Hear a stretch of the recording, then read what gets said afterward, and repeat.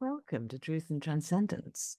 You can find all our other episodes on truthandtranscendence.com. Something I was chatting to someone about the other day was this business of how do we know when we should be thinking theoretically, when we should be tuning into theory about things, and when it's time to tune into our felt experience. So you may think, well, Catherine, surely you will always favor tuning into experience and that theory is probably less important. Well, yes, actually, on balance, if I had to choose only the one, I would choose experience because that is ultimately the most important aspect of being alive, what we're actually experiencing. If I could have to choose only one, but actually, I don't have to choose only one, and nor do you. Nobody does. We have within us the capacity for thinking conceptually, abstract thought, thinking in straight lines, thinking theoretically, examining things in that way with our cognitive function, our mental function. And we also have the capacity to tune into our felt experience in the moment and also to remember felt experience from the past or to imagine felt experience for the future. So how do we know why is it a problem not being in the right one at the right time? So I had an experience in a relationship I was in where the person I was involved with, and you may say this was madness that I was involved with this person because it was an aspect where we really didn't fit with each other. This person was highly cerebral. They tended to live in theory a lot of the time and to live in mental process a lot of the time, which before I got into a relationship with this person, I found really fascinating and interesting. And we had these extraordinary, deep intellectual conversations, and it was wonderful, really wonderful. And this person's incredibly talented in that regard. But unfortunately, once we were in the relationship, sometimes he would try to apply the theoretical to the relationship and say, well, if people love each other, they should do this or shouldn't do that.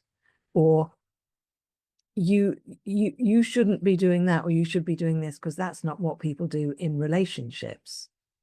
So you can see why that wouldn't work with most people, because for most people, what they want in a relationship is a conversation or a relationship which is based on what we're actually experiencing together.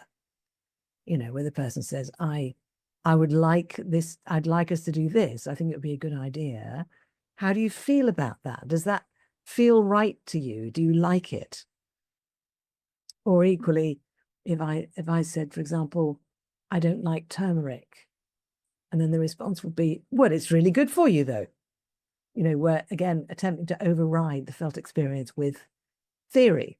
So as you can imagine, this was a short-lived relationship, but it was a profound learning for me because it really tuned me into the fact that I need to know when I need to be connecting into and coming from felt experience and when it's appropriate and useful to tune into theory. So, for example, some people joke that men will not read a manual.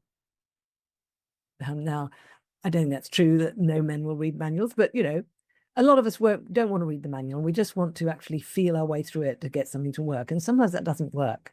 Sometimes we need to look at the manual because that's going to actually take advantage of work someone else has already done to design something, describe how to use it, describe what to do next and what to do if there's a problem. And in that case, theory is the way to go.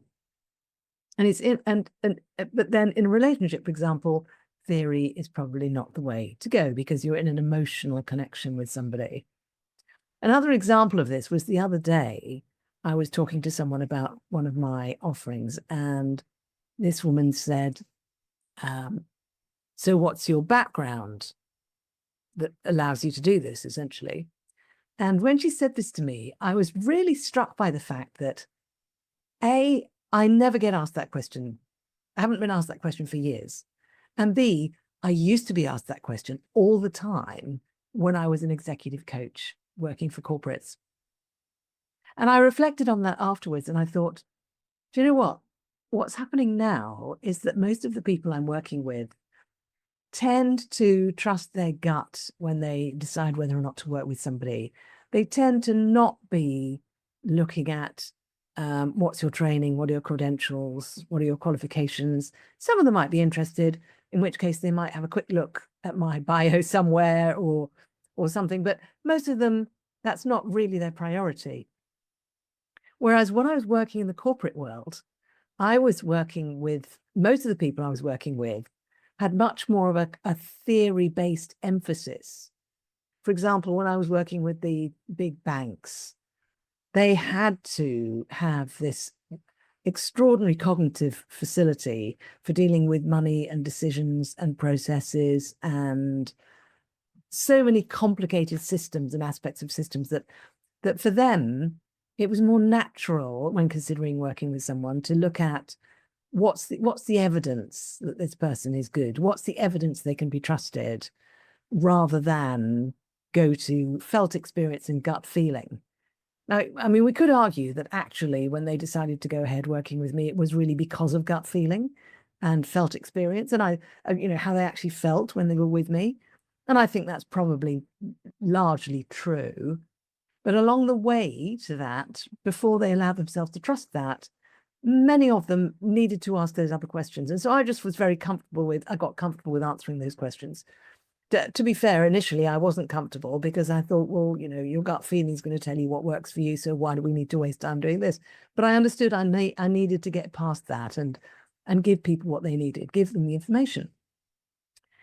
So I think in our lives, we're constantly moving through situations where either we're being encouraged or asked or invited to be more theoretical or tune into the theory around things or the abstract thinking around things, and where we're being invited or asked to tune more into the felt experience. And for each of us, we need to find ways of discerning which is more appropriate in the moment. Sometimes we need both, actually. Sometimes we need both. Like, for example, let's say you're thinking of buying a property, a house. Yeah, you want to walk in and you want to kind of get a feeling of, does this feel like me? Do I feel drawn to it? Does something in me lift when I walk into this place?